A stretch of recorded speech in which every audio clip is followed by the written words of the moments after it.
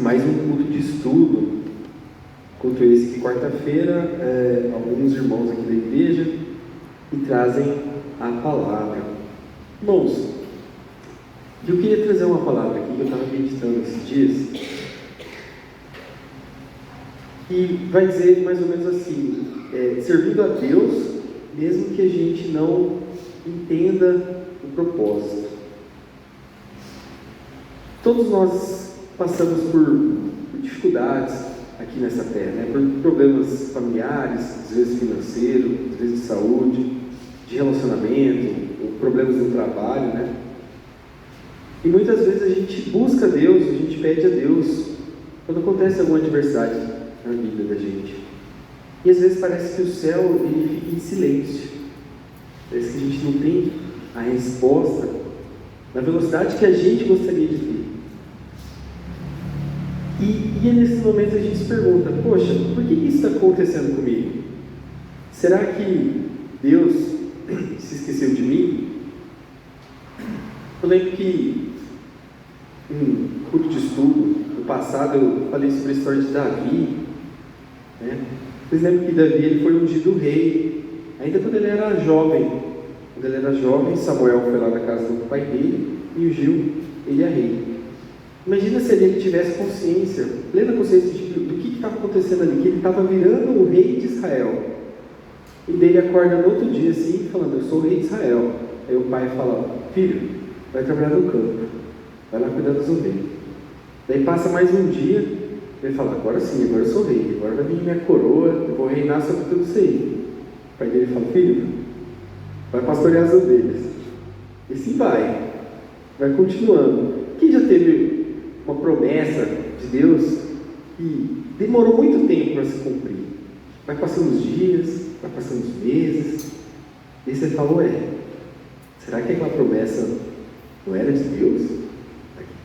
Era uma promessa nossa? Será que Deus se esqueceu? Imagine se isso ficasse martelando ali na cabeça da vizinha. Quanto tempo ele demorou para virar rei de Israel? Rei de Israel mesmo. Quantos meses demorou? Um mês, 2 meses? Quantos anos? 5 anos? Uns 14 anos. Uns 14 anos demorou, desde que ele foi ungido por Samuel, ele virar rei de Israel inteira, como nação. Antes disso ele virou rei de Judá, mas a promessa completa, 14 anos. Imagina a gente esperar 14 anos e receber uma promessa. É um tempo, né? Uma vida ali, quase 14 anos. Tem gente que está aqui na igreja que não tem 14 anos ainda. Imagina o tempo que é. Mas, sempre quando eu lembro disso, irmãos, tem um versículo que eu gosto muito, e eu vou pedir para os irmãos abrirem, que é lá em Isaías 6. Isaías 6, no versículo 1.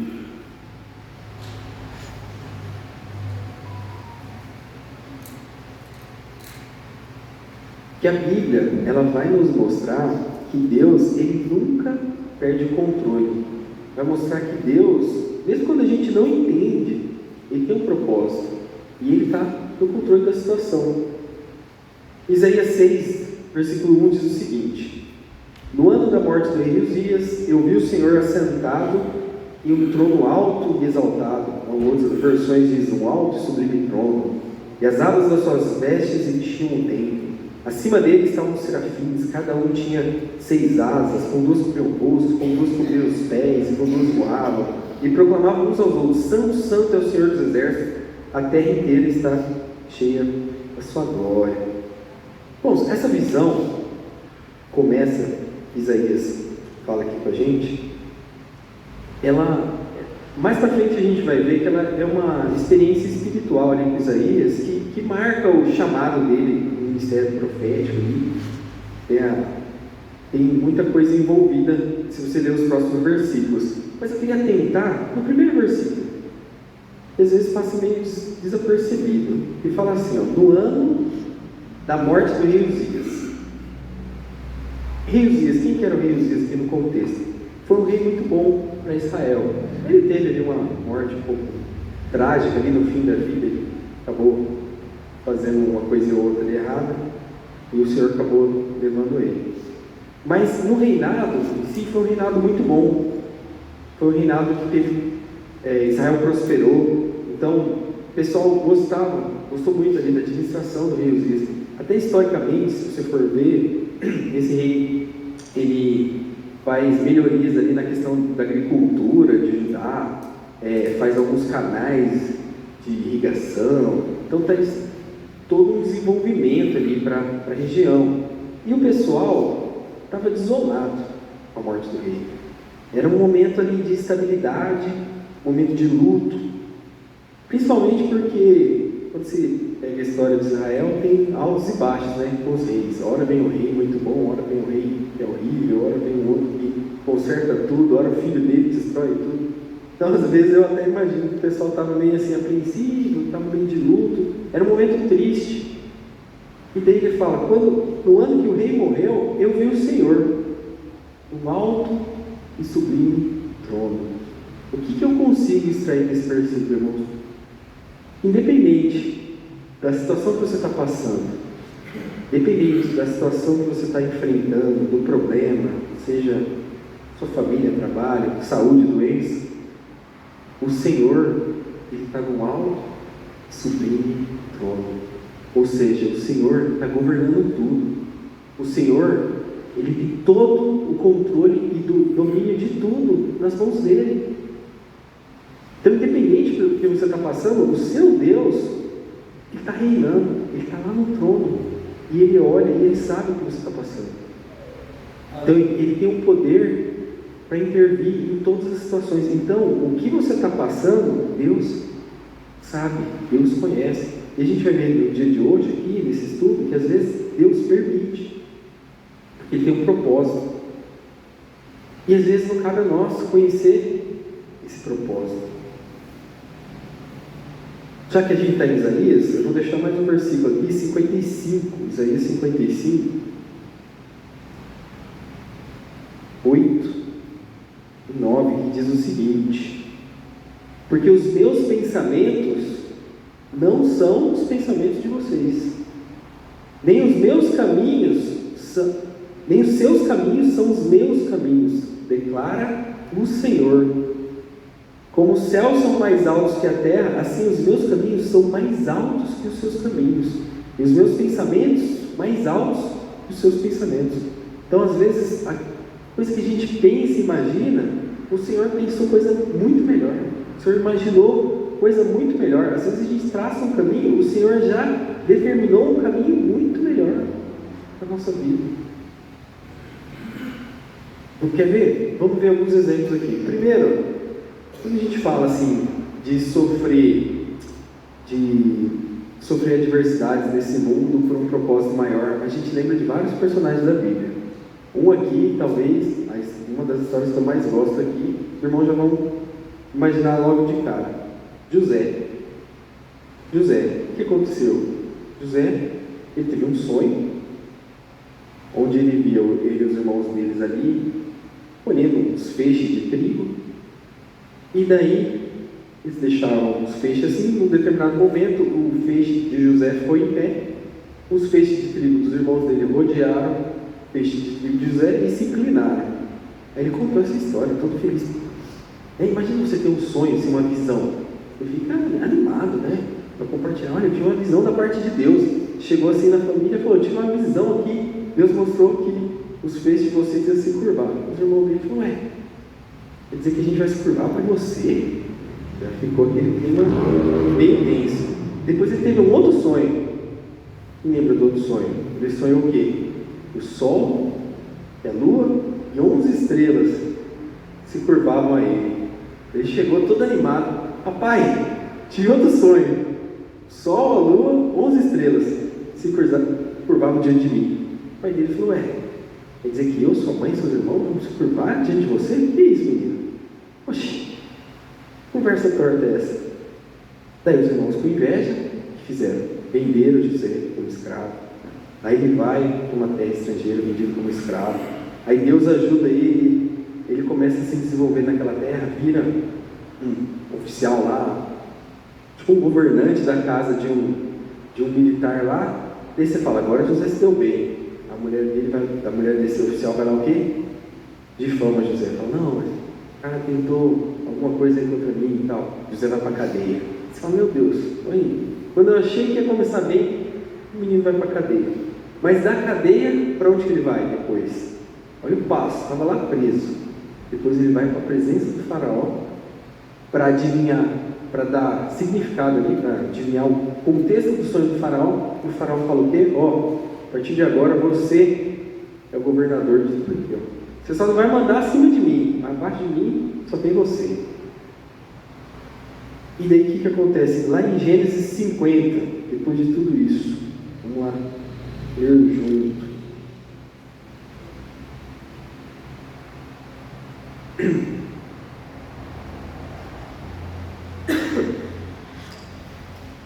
José falando aqui, esse capítulo chama assim, o tópico chama Bondade de José. Fala assim, vocês planejaram mal contra mim. Gênesis 50, versículo 20. Vocês planejaram mal contra mim, mas Deus planejou para o bem, porque a vida de um numeroso povo foi salva hoje. O que aconteceu, irmãos? Teve uma seca muito grande, e quem previu que teria essa seca foi José, através da interpretação do sonho do faraó. O faraó coloca ele como governador, ele começa a fazer um racionamento ali dos mantimentos, e começa a ter uma fome a ponto de o povo de José ter que ir lá comprar comida para ele, ou comprar comida com ele, os irmãos, tudo. E daí o que José faz? Ele abraça a família dele, né? E fala, agora eu entendi por que o Senhor me fez eu passar por tudo isso, fez eu ser vendido como escravo, fez eu ficar preso, para que hoje, ele falou no versículo aqui, a vida de um numeroso povo fosse salva hoje. Mas imagina se ele tivesse murmurado no meio do caminho, imagina se ele tivesse desistido, se ele tivesse abandonado Deus. Então tudo isso aqui foi possível porque ele permaneceu fiel. Imagina quantas noites na cadeia ele dormiu sem entender o propósito, questionando, mas Deus, e aquele sonho que eu tive? E aquela revelação que o Senhor me deu? Como que eu vou? Tudo isso vai acontecer, eu vou me gloriar estando preso aqui nessa cela de cadeia. Né? E depois ele reconhece, ele fala, o povo foi salvo porque Deus cumpriu a promessa dele na minha vida. Através de tudo que eu passei, eu consegui chegar aqui e salvar todas essas pessoas. Então, quantas vezes parece que essas lutas que a gente enfrenta está afastando daquilo que Deus prometeu para a gente? Às vezes, ela está nos preparando para algo maior. Olha toda essa preparação que José teve. Ele trabalhou ali na casa daquele oficial, ele teve que viver com todo tipo de gente para ele chegar lá em cima no topo e falar, agora eu aprendi, a minha jornada me capacitou, claro, com a bondade de Deus, com a força de Deus, com a vontade de Deus, mas capacitou ele para estar onde ele estava ali. Quando a gente fala, continuando falando aí sobre coisas que a gente não consegue explicar, quem que conseguiria explicar para Jó, por exemplo, quando ele estava passando por toda aquela tribulação? Um homem justo, um homem fiel, e de repente vem um monte de desgraça na vida dele, uma sequência da outra. Rebanho roubado, morto, filhos mortos, tudo que é de ruim acontece num curto espaço de tempo. E ele ainda adoece, perde os filhos, perde os bens, perde a saúde. Não tinha resposta. Como que você vai confortar uma pessoa dessa? Você coloca no lugar dele e fala, mas onde que eu errei aqui? O que eu fiz de errado? E lá em Jó 1:21, olha a resposta que ele mesmo nos dá. Jó 1:21. Saí do ventre da minha mãe, e no tornarei para lá. O Senhor me deu, o Senhor tomou. Bendito seja o nome do Senhor. Olha que exemplo de fé, né? Tudo que eu tinha, foi Deus que me deu. Se Ele tomou, Louvado seja Deus. E às vezes a gente tem algumas pequenas perdas materiais, às vezes na imensidão de coisas que Deus nos deu, acontece um negocinho ali, uma perda material aqui, pronto. Já é motivo para murmurar o dia todo, para murmurar a semana toda, para ficar questionando Deus. Oh Deus, mas e aí? Mas olha tudo que Ele já te deu. Jó foi muito bem, ele olhou e falou, tudo isso aqui que era meu, foi Deus que me deu. Se Ele quis tomar, louvado seja Ele. E como que termina a história de Jó? Né? Ele foi recompensado, recebeu em dobro tudo que ele tinha, né? E reconheceu. Em Jó 42, 5, ele fala aqui, com os ouvidos eu ouvia falar de ti, mas agora que te veem os meus olhos. Então o que ele fala aqui? E vou até ver outra versão aqui, que diz assim, eu te conhecia de ouvir falar, mas depois que eu passei por tudo isso, meus olhos te veem, agora eu te conheço. Eu te conheço pela minha experiência própria. Então, às vezes, uma situação que a gente está passando é para você ter uma experiência de relacionamento com Deus. É para estreitar o seu relacionamento com Deus.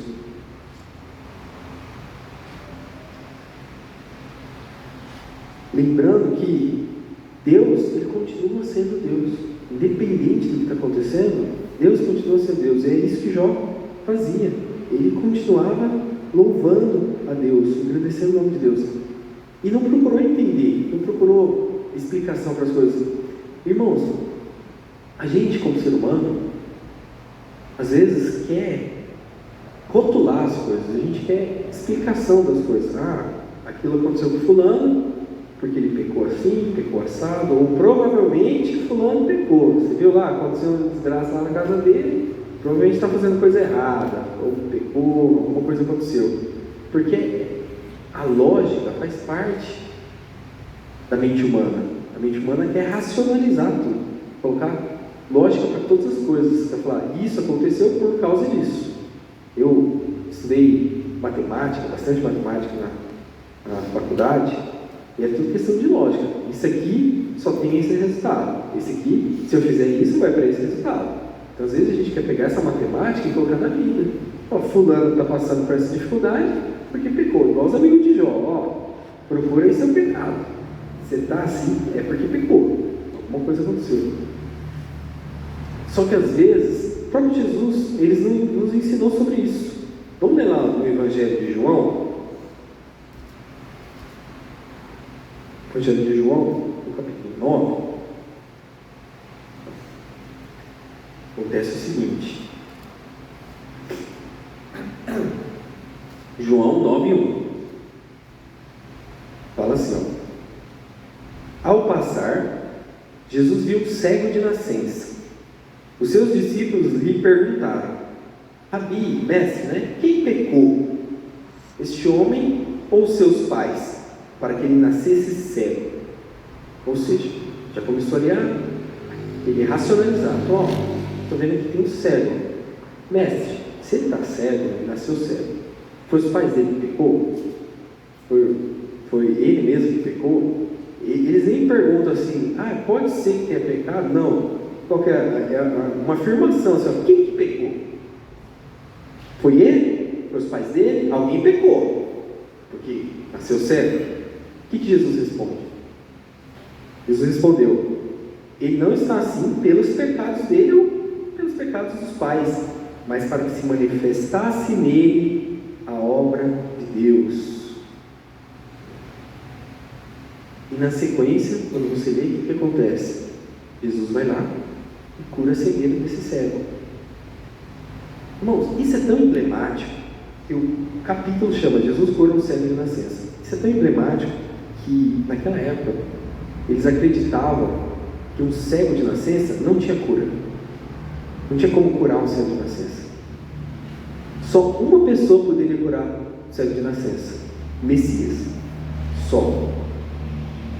E quem que curou esse cego? Messias. Então isso aqui, quando os discípulos, eu imagino, quando os discípulos viram aquilo ali, falou, se tinha alguma dúvida que Jesus era o Messias, aquela dúvida caiu por terra naquele momento. Peraí, não se cura o cego de nascença. Só o Messias tem poder para curar o cego de nascença. Acabou de ser curado aqui.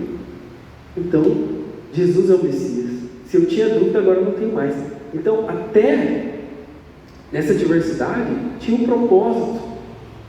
Até na vida daquele cego, tinha um propósito para aquilo ali, para ele estar cego, como Jesus mesmo falou, mas para que se manifestasse neles as obras de Deus. Então ele tinha um propósito ali. Então tudo, irmãos, que acontece em nossa vida tem um propósito. Não cabe a nós fazer igual os discípulos aqui, tentar achar o porquê do porquê do porquê. É claro que assim, cada um tem que se examinar a si mesmo, cada um tem que ver como está seu coração, o que está fazendo, o que está deixando de fazer. Claro, isso é normal. Mas achar motivos do porquê Deus não está fazendo coisa na nossa vida, ou achar um motivo do que Deus está deixando de fazer, não cabe a nós fazer isso. Um outro personagem que a gente pode colocar aqui, Moisés. Lembra que eu falei que Davi demorou ali uns 14 anos para se cumprir a promessa na vida dele. Moisés, quanto tempo Moisés ficou lá no deserto até que Deus falasse com ele?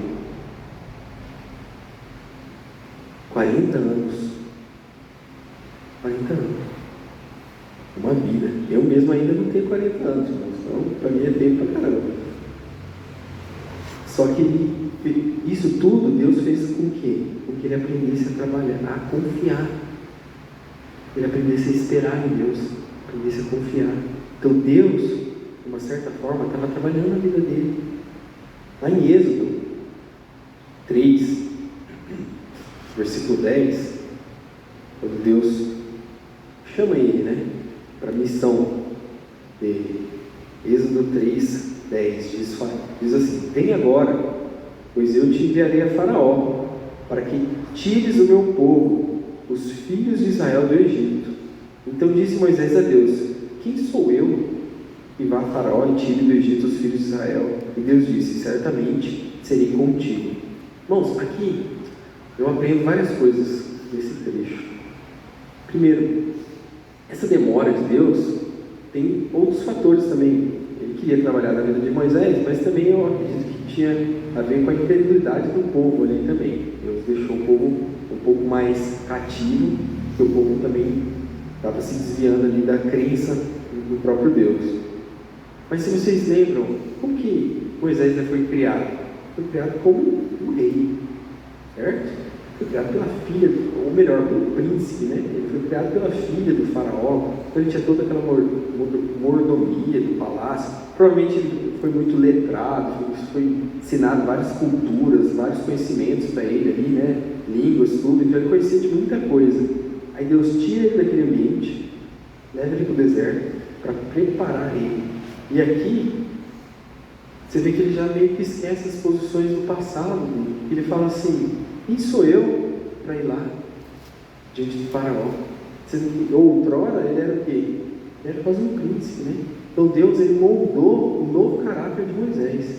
Deus fala assim: ó, esse tempo que você ficou aqui, era eu te preparando. E às vezes a gente não tem capacidade de receber uma bênção sem antes Deus nos preparar para ele. Às vezes a gente quer muito uma coisa, só que não é o tempo ainda, porque você não está preparado para isso. Então, em vez de a gente só pedir a bênção, a gente tem que pedir a preparação. Fala: Deus, me prepara para quando eu receber sua bênção. Me prepara para eu estar apto e pronto para receber sua bênção. Porque às vezes a bênção ela vai vir, vai ser com a sua vergonha, vai ser com o seu constrangimento, porque você não está preparado. Um outro personagem aqui, irmãos, que eu vou falar, é quando a gente serve a Deus, mas servir a Deus traz lutas, traz dificuldades. Estava lendo aqui sobre Paulo. Eu estou relendo o Novo Testamento. E daí eu vejo nas cartas de Paulo muitas vezes ele falando das dificuldades que foi servir a Deus. E eu separei aqui lá em 2 Coríntios 4, porque Paulo, imagina, quando vocês vão abrir aí, Paulo, ele sofreu o quê? Prisão, foi preso, teve barco afundado, ele estava, naufrágio, teve perseguição, teve até apedrejamento, essa pedra contra ele, e mesmo assim, ele não desistiu. Lá em 2 Coríntios 4, 8, ele fala: em tudo somos atribulados, mas não angustiados, perplexos, mas não desanimados, perseguidos, mas não desamparados, abatidos, mas não destruídos. Então aqui, ele reconhece mais uma vez, eu estou tendo dificuldade, mas eu não estou sozinho. Eu estou sendo perseguido, mas eu não estou sendo desamparado. Então está acontecendo coisas ruins, mas Deus tem me sustentado. Lá em 2 Timóteo 4, 7, ele fala assim: combati o bom combate, acabei a carreira, guardei a fé. Então eu passei por luta, eu passei por perseguição, mas eu guardei a minha fé. Em nenhum momento eu desisti de buscar Deus, em nenhum momento eu quis me entregar, quis murmurar, nada. Eu guardei a minha fé, porque a fé dele era em quem? Em Deus Todo-Poderoso. A fé dele era em Jesus Cristo. Lá em João 16, 33, Jesus nos fala, eu já até li esse versículo várias vezes, né? João 16, 33, que diz assim, eu disse essas coisas para que em mim vocês tenham paz. Neste mundo, vocês terão aflições. Neste mundo vai ter aflição. Quem está falando isso é Jesus. É palavras dele. Nesse mundo, você vai sofrer aflição. Mas, contudo, tenham ânimo. Por quê? Porque eu venci o mundo. Então, se a sua fé está em quem venceu o mundo não é nada para você. O mundo você passa por cima. Porque quem está com você venceu o mundo. O mundo está te afligindo. Você está tendo aflição. Mas se sua fé está em quem venceu o mundo, pronto. Resolvido, né? Simples, né? Simples. Então, ele diz que Paulo provavelmente se agarrou aqui. Falou, o mundo está me perseguindo, o mundo está me prendendo, está me apedrejando, mas a minha fé que eu estou guardando está naquele que venceu o mundo. Amém? Aleluia. Irmãos, eu vou aproveitar para compartilhar uma espécie de testemunho. Esse final de semana, meu avô, ele esteve lá em casa, né? E meu avô, ele foi pastor por muitos anos na igreja Assembleia de Deus. Inclusive, ele jubilou, né? 50 anos quando jubila pastor. E esse final de semana ele estava lá, ele contou uma história que ele nunca tinha contado. Eu já ouvi ele falar bastante, já vi bastante pregação dele, mas essa história para mim foi novidade. Ele falou que quando ele era muito jovem, ele se converteu muito novo, muito jovem, e demorou um pouco de tempo, ele já começou a trabalhar ali na casa do Senhor e já tinha vontade de ser pastor. E naquela época antiga, né, era diferente os relacionamentos. Então ele até brincou, falou assim, você namorava meio que com o pai da menina primeiro, né? Tinha que ir lá, pedir a permissão do pai, falou, olha, estou aqui para cortejar a sua filha e tal. Ele pediu permissão lá pro casal e tal, deram permissão, ele rapidamente colocou a aliança no dedo dele, colocou a aliança no dedo dela, falou, a partir de agora a gente está num relacionamento. E era aquele relacionamento assim, ele ia lá, ele me contou que era distante, assim, né? Então ele montava ali no burro, no bicicleta, no cavalo, sei lá, e ia até o local lá da chácara, lá da fazenda, onde a família morava. Aí ela ficava horas proseando com o futuro sogro, e depois tinha uns minutos de conversa, às vezes debaixo de uma árvore, com o olhar de todo mundo assim, né? Com a namorada, vamos assim dizer. E foi vários domingos e tal. Aí ele estava pensando assim, poxa, a família não é, eles não são convertidos ainda, tudo bem, mas meu desejo é ser pastor, eu vou orar para Deus. Ele falou, olha Deus, se esse relacionamento ele for para me afastar do meu objetivo de ser pastor, eu quero que o Senhor faça uma intervenção. Todo domingo eu vou para lá, mas esse domingo eu não vou. Eu vou ficar 2 semanas buscando a Deus, orando por esse propósito, para que quando eu chegar lá no domingo, o Senhor vai me dar uma resposta. Alguma coisa vai acontecer. Se for para seguir esse relacionamento, eu vou seguir. Agora, se for para ser contra a minha vontade, meu chamado de ser pastor, o Senhor vai intervir. Tudo bem. Aí ficou lá esses 14 dias lá, orando, buscando a Deus, tudo. E o domingo, ele foi.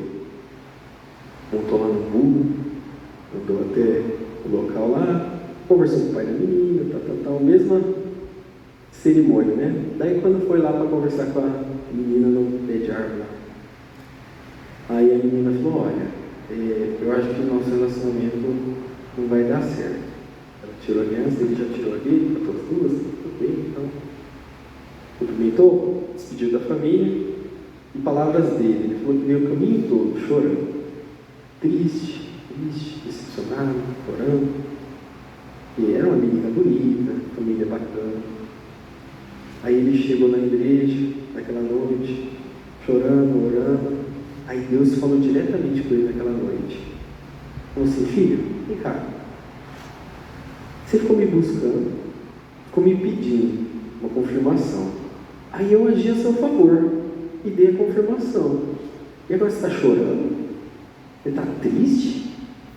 O que está acontecendo? Daí na hora, puxa, olha aí, é o agir de Deus. Às vezes, a gente pede a Deus, a resposta vem, e a gente fica triste, ou fica decepcionado, ou às vezes não é a resposta que você estava querendo, então eu vou ficar triste. Mas você pediu a resposta para Deus. E Deus falou nitidamente com ele, falou, você pediu, eu te dei. Isso, irmãos, graças a Deus isso aconteceu, senão eu não estaria aqui nessa noite, né? E meu avô, ele teve uma família muito grande, 5 filhos, uns 14 netos, não sei quantos bisnetos aí. E meu avô, ele foi o pilar do cristianismo da nossa família.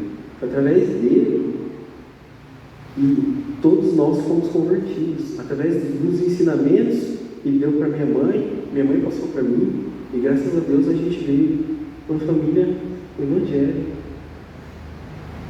Então por quê? Porque ele soube pedir a Deus, e depois, mesmo contra a vontade, soube reconhecer a vontade de Deus.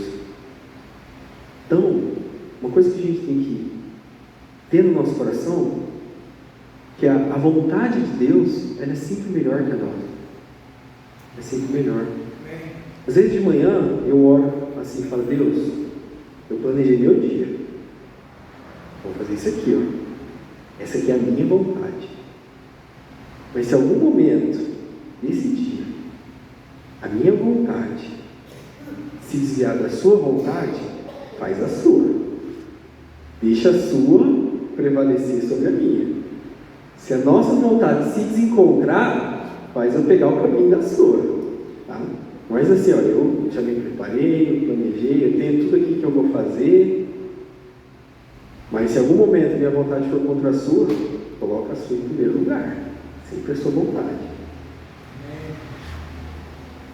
Lá em Romanos 12, 2, fala assim, não conformei-vos com esse mundo, mas transformai-vos pela renovação do vosso entendimento, para que experimenteis qual seja a boa, agradável, perfeita vontade de Deus. Esse versículo significa o quê? Que a gente não tem que viver nos padrões do mundo, tem que fazer as coisas para agradar o mundo, tem que pensar nas pessoas que a gente está agradando, nada disso. A gente tem que permitir que Deus transforme a nossa mente para a gente compreender que viver a vontade de Deus é melhor que viver a nossa vontade. Que viver a vontade, a vida de Deus, que Deus tem para nós, é melhor do que viver a vida que a gente sonhou para nós mesmos. Irmãos, se a gente parar para falar sobre sonhos, até tem um outro testemunho que eu quero dar, mas eu estou deixando para um outro estudo. Mas quantas vezes a gente parou assim no lugar que a gente está e falou: caramba, eu nunca pensei que eu ia estar aqui. Nunca pensei que eu ia chegar nesse lugar que eu estou. E foi Deus que me trouxe aqui. Eu tive quantos sonhos eu tive no passado que eu desisti e hoje eu vejo que foi a melhor coisa que aconteceu na minha vida. E se eu tivesse seguido aquele sonho, talvez eu estava em outros caminhos. E agora eu estou melhor do que aqueles sonhos que eu sonhei, que eu deixei para trás. Em Salmos 37:5, fala o quê? Entrega o seu caminho ao Senhor. Confia nele. E o resto? Ele fará. O resto ele vai fazer. Você só tem que o quê? Entregar o seu caminho e confiar. Entregar e confiar. Duas palavras. Entregar o seu caminho e confiar nele. O resto ele vai fazer. Porque a vontade dele é melhor que a nossa. Confiar mesmo o quê? Mesmo sem entender. Que nem Jó. Mesmo sem entender. Que nem José. Então, José, para fechar o estudo nessa noite, José ele não entendeu, mas ele foi governador. Jó, ele não entendeu, mas ele teve tudo restaurado, porção dobrada. Moisés, ele também não entendeu, porque ficou 40 anos no deserto, mas ele liderou o povo, libertou todo o povo. Paulo, às vezes ele pode não ter entendido todas as lutas, todas as dificuldades, mas a missão dele foi cumprida. Hoje, a gente lembra de Paulo, ele é o que é amplamente conhecido como um dos maiores, se não o maior evangelista da história do cristianismo. Pode ser que ele não tenha entendido a luta, mas a missão ele cumpriu. Meu avô também, pode ser que lá na juventude ele não tenha entendido, mas hoje ele sabe que ele foi um pilar do cristianismo para a nossa família. Então, às vezes, você pode não entender, mas Deus está trabalhando na sua vida. Às vezes você não pode não entender o que você está passando, mas é um projeto de Deus, é um propósito de Deus, é a vontade de Deus. Basta a gente o quê? Entregar e confiar. E também vou deixar tudo sem direcionamento. Qual que é o direcionamento? É Deus. A gente vai entregar para Ele, a gente vai confiar nele e Ele vai fazer. Amém? Então, irmãos, tudo isso aqui que a gente estudou hoje aqui mostra que a vontade de Deus é boa, perfeita e agradável. Mostra que mesmo quando a gente não entende, o Senhor está nos conduzindo para o melhor caminho. Amém?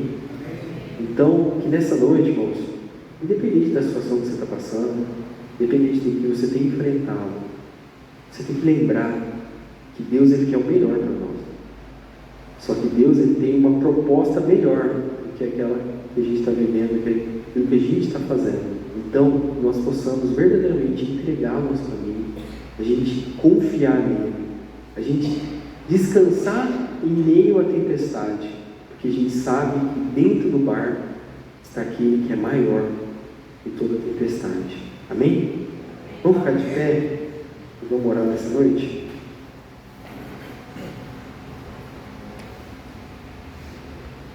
Senhor nosso Deus, nosso Pai, graças te damos por mais essa oportunidade de estarmos aqui na sua casa, para louvar, para engrandecer o seu nome, mas para aprender mais da tua palavra, Senhor. Senhor, faz arder em nossos corações, Senhor, essa entrega, Pai, a entrega do nosso caminho a Ti, Senhor. Faz arder essa confiança de entregarmos o nosso caminho e descansarmos que Tu tem o melhor para cada um de nós, Senhor. E independente da situação que a gente esteja passando, Senhor, a gente possa entender que são coisas passageiras, coisas que o Senhor quer nos ensinar, Senhor, que nós possamos, cada adversidade, cada situação, a gente aprender mais de Ti, Senhor. A gente aprender mais da Tua palavra, a gente aprender mais do que o Senhor quer nos ensinar naquela situação, Senhor, e a gente aprender a ser grato, Pai. Se está ruim, nós vamos louvar e agradecer o Seu nome. Se está bom, vamos agradecer mais ainda, Senhor. Mas que nós sempre, Senhor, possamos Te exaltar, Te louvar, Te agradecer, seja qual for a situação que nós estejamos enfrentando, Senhor. Na certeza de que Tu tem o melhor para cada um de nós, que a Sua vontade, ela é boa, ela é perfeita e é agradável, que a Sua vontade é melhor que a nossa, Pai. Então que sempre prevaleça a Sua vontade em nossas vidas, Senhor. Essa é a nossa oração, em nome de Jesus.